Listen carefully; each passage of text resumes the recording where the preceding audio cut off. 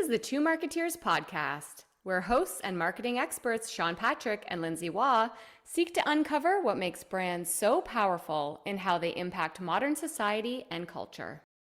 Two Marketeers, they've got a podcast, the Two Marketeers podcast.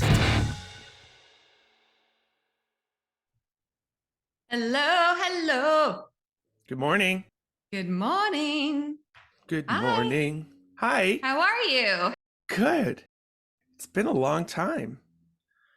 Really? We recorded 2 days ago. Well, we met 2 days ago. Didn't we meet yesterday? Okay, What day is it? let's just. Thankfully, that's irrelevant. Ah! Well, hello, marketeers. Welcome to another stunning episode. That's Lindsay Waugh. And this is Sean Patrick. And welcome. All right, let's jump right in. Dive. Right in. Head first. Okay, dive right in. Do you subscribe to the Contagious newsletter? I'm just going to ask you first. The newsletter by a company called Contagious. I don't, but I love what you send me about it. I'm obsessed with it. I know you are. And I love that you're obsessed with it. So I was opening my weekly dose of contagious thinking by the company Contagious. And it opens with this really interesting piece about quality versus quantity when it comes to creative work. So I immediately sent it to Sean and I'm like, this needs to be a topic for the Two Marketeers because I think it's super fascinating and we wholeheartedly agree in what this person has brought forward in the weekly dose of contagious thinking. So I'm going to read it to you only because it talks about an experiment. And as we know, I am no scientist. So I think it's very important to get it clear on what they were doing to get to this conclusion we're going to talk about. So it says, in his 2018 book, Atomic Habits, James Clear tells a story about a photography teacher that holds a useful lesson for creative types. So Jerry Uelsmann was a successful artist who taught a film photography class at the University of Florida. On the first day of class one year, Uelsmann divided the students into 2 groups. He told the first group that they would be the quantity group, and he would grade them on how many photos they submitted by the end of term. And the other group, he said, was the quality group, and they only had to produce 1 photograph all semester, but it had to be near perfect to earn an A. When it came time for Uelsmann to review the students' photography, he saw the best compositions almost all came from the quantity group. While the students of the quality group had fussed over 1 or a few pictures, the quantity group were clicking away like an arthritic ankle in winter and apparently became better photographers for it. So it goes on to say, former psychology professor Dean Keith Simonton spent decades studying human greatness in art and science, and he also found that when it comes to creative endeavors, there is great value in volume. After researching the lives of more than 2,000 eminent scientists, Simonton told the LA Times in 1988 that the single most important quality these great thinkers shared was probably the willingness to produce a tremendous amount of work, often on seemingly trivial or useless projects, which we will come back to, without the fear of failure. In 1997, Simonton published a paper that articulated his findings as the equal odds rule, which states that the relationship between the number of hits, i.e. creative successes, and the total number of works produced in a given period of time is positive, linear, and stable. The relationship between quality and quantity is not written in stone, and common sense would suggest that you have to pay at least some attention to quality of your ideas and compositions to eventually hit. Still, it's a fairly reliable rule of thumb that you need to have a lot of ideas to have great ones. So again, I sent this to Sean. I love this idea of quantity and having a lot of ideas and able to produce great ones. And it's particularly applicable, obviously, to our roles in creative and strategy. So I wanted to get Sean's take on it and have us discuss it and kind of bring forward our point of view on focusing on few and quality versus quantity of work. Got it. So Sean, how did you feel after you kind of read what I sent to you? Well, I'm going to dodge that bullet right now, and I'm going to say, why did you bring it forth? Because otherwise I'll just go on for the next 18 minutes. So what was it that it struck with you that makes you feel like this is something we need to talk about?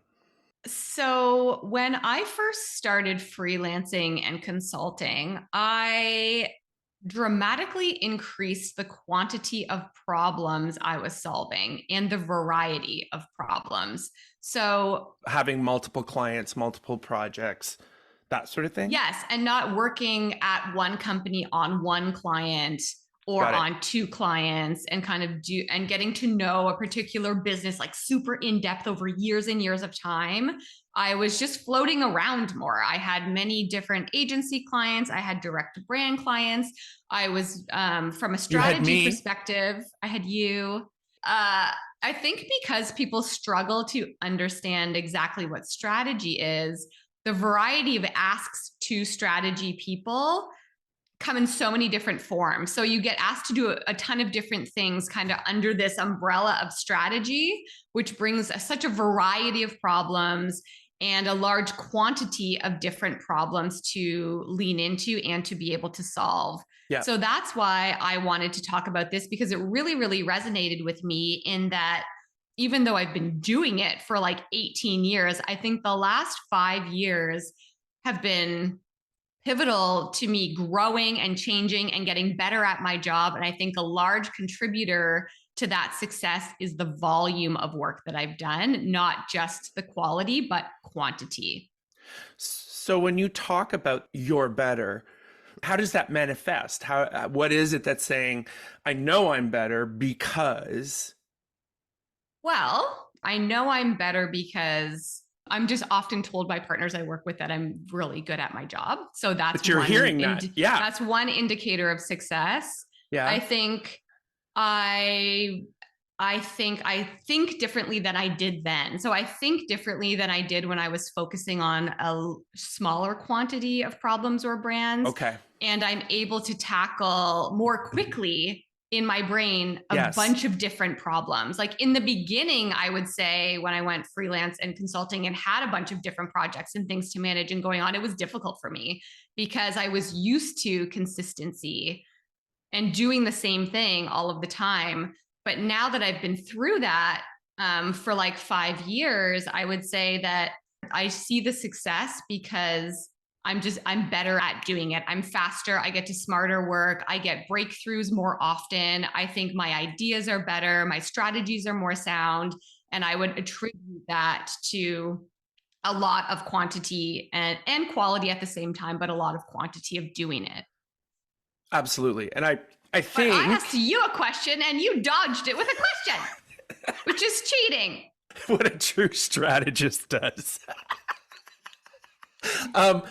I think the word here is practice, because it's like you're a better person because you have better practice. You have more practice. And I feel that word is so important because I actually believe that anyone who is creative and gets paid for how they think, the only way they can elevate or set a high value is by recognizing it's the practice that they're always improving. And as a result, you feel more confident. You feel like you're better at it. But it's always something you want to be very careful of, because someone who believes that practice is always improving and that's what you're trying to do is humble enough to know that as much as you're better, you're still not as good as you know you could be. And when you separate the person from the practice, and when you see that practice, you're one step removed about things like recognizing the things you do well and recognizing or being aware of the things that you could do better. So you know, when I always liken it to like a sport, right? Like when you think of a star athlete, they practice, and Mm-hmm. practice doesn't happen in a game. Practice happens in between the games, and I feel like between every project there's the practice aspect leading up to the game, which is any point or milestone in your process where you're putting it out there. The practice has brought me here, right? And like you said, Hmm. when you're constantly practicing, so probably the same amount of hours, same amount of effort, that sort of thing. But when you're working on multiple projects and needing to kind of step back from, you know, a player has to look at every game differently. They have to think of their opponent, they Hmm. have to think of the strategy. As long as you're practicing and you know you are, it really gives you this motivation because like you said, Lindsay, you recognize it. Like as much as I said, okay, well, how do you know? It's like, well, first of all, people tell I'm me, just better at it. I'm better at right? it than I was before. Yeah. I think Absolutely. I think the idea of practice is interesting because I always thought about it as like you hear a lot about mastery, right? Like the 10,000 hours or Yeah. whatever in Yeah. anything where they say like to reach a level of mastery if it's plumbing or like whatever. Yeah. It's like 10,000 hours of time and then you should be very good at it. I think in what we do and actually probably in what everybody does and in the athlete example, I think is really, really true as well, that there's practice in two areas. So there's practice in doing the things consistently that need to get done. So an example of that in strategy would be like brand foundations. I've put together so many mission, vision, values, emotional, functional benefit. You know the framework, you practice doing that thing. And Yeah. it's a thing that's repeated all of the time. So you're practicing those tools and foundations and how you do it so that by the time you're mastering it, you're like, I could do that in my sleep. Yes. I think the other interesting thing that I didn't anticipate making me much better at my job now is practicing the things you can't predict and the inconsistencies and the things that aren't the same. So when you're going through a large quantity of problem solving, like you said, you may get to the same output, but all of the things leading into it are very different. The client's different, target's different, situation is different, how they want to work is different, the timelines are everything's different in that way. And I think at the same time as practicing getting good at the foundations, the tools, what the output looks like, there's so much value in practicing getting good at managing all of those unknown aspects. In the best ways that you do it. You know what I mean? I Yeah, think, and it would be the same as an athlete. Like they're practicing their 3-point shot a gazillion times, yeah. but then they're also practicing the unknowns in like games. As an example, there's so many different things that come at them in a game where they need to be able to react, and all those two things in combination for me are the game changer. Where it's getting really good at the foundations and getting really good at being uncomfortable and the unknowns. Yes. And I think as long as you're always balancing those two pieces, you're motivating yourself because it's that fulfillment of doing what you know you do as well as learning things you don't know, or, you know, what am I learning from this? So as we Yes. know, constantly learning, and you've mentioned this in other episodes, it's been very helpful to me too, is that busy and bored state we can get to. And it's like, Yeah. if you think you're always trying to get better at what you're already good at, you're gonna lose motivation because every project, whether the project is a success or not, you strive to be better because of it. Hmm. Yeah. Especially as a freelancer, to put it most simply, after all the research and the writing I've done, is you're paid for your practice, and perhaps that helps you get over any kind of feeling of arrogance or humility, where practice is in the middle of you and the deliverable, and Mm-hmm. you're responsible to use the practice that you continually evolve to deliver the best possible outcome.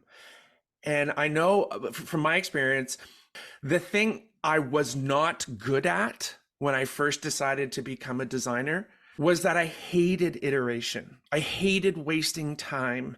It is a very crucial part to say every idea is just a drill in a practice. Well, plus when you think about it from a quantity perspective, it's like, Yeah. if there's so many great ideas waiting to happen in quantity, then why stop in the beginning, you know? Oh, absolutely. I was not good at appreciating exactly what it is you're saying. And I can stand here and say, well, I spent an entire career learning that the more effort you put up front of thinking, trying, because that's what every idea is. You think, we try an idea. That's where quality comes from. And I think it's a good reminder, because as a creative, I find one of my biggest barriers is to feel productive, especially in this day when people are in back-to-back meetings. But productivity is key to creativity. It's the hard part, and it's the discipline aspect of, it's about regular, constant productivity. And even when you're not feeling productive, you need to produce. And if all that comes from that is bad ideas, that's useful. Get them out of the way. Get them out of the way. I think it's a bit of trying to, and I'm so bad at this, respecting the process and the time and going through the motions and the journey and you're where you're supposed to be, all of those things. I'm like, I do not do well doing that. But later on, those moments always pay off like that. And I think as strategy people, that's why we become more valuable the longer we go on in our career, because you get you can teach those foundations to anyone. You can go to school and learn how to write brand foundations and stuff like that. What you can't teach is that lived experience of unpredictability and solving so many different problems. And so when you're 18, 20, 25 years through your career, you have such a practice, a breadth and depth of solving so many different problems that it just makes you such a valued strategic thinker because of all of that practice that you've done. Yep. It's that whole sort of like, if it took you 10 minutes, you're paying for the years, right? And that's the hard thing. Any great athlete or any, scholar or anything, it's that discipline. And a discipline is something that is, I believe, never mastered. It's just always improved. Yeah. So to take it back to kind of the beginning of what we're talking about, I mean, this subject of this piece by Contagious is called The Virtues of Churning Stuff Out, and thinking about quantity as practice to mastery. Yep. Churn. I got to churn stuff out. Yeah. Right. And it may not be fun, but it is for a future benefit. It's like ab day, right? Oh, today's ab day. I want to shoot myself. But I got to churn it out so I can get to leg day, or so in the end, so I can feel better about it. So I can feel that I put the effort in. And that's, I think, the sort of reward Lindsay's talking about, is knowing that even when it's hard, you have to put the effort in, because you'll never regret having put the effort in. That's the way I look at it. Yeah, I totally agree. Well, thank you for bringing this to me. I knew you would enjoy it, and I love it too. I hope everyone enjoys hearing about it. You're preaching to the choir, and I think it's very timely, because as time reduces, it's not about how much time you have. It's about what you do with the little time you do. Churn, baby, churn. Is that the name of the podcast? Of the episode? Maybe. We'll see. Churn, baby, churn. Thanks, Lindsay. Thanks, Sean. Have a wonderful week. You too. And we'll talk soon. Take care, marketeers. Have a good day, marketeers. Bye. Thanks for listening to the Two Marketeers podcast. New episodes launch every 2 weeks. Find the Two Marketeers podcast on Apple Podcasts, Amazon Music, or wherever you like to listen. And be sure to rate and subscribe. Listen on our website, thetwomarketeers.ca, or you can ask Alexa to play the Two Marketeers podcast. Want to keep in touch? Follow the Two Marketeers on LinkedIn or at Two Marketeers on TikTok. we've always got something to share.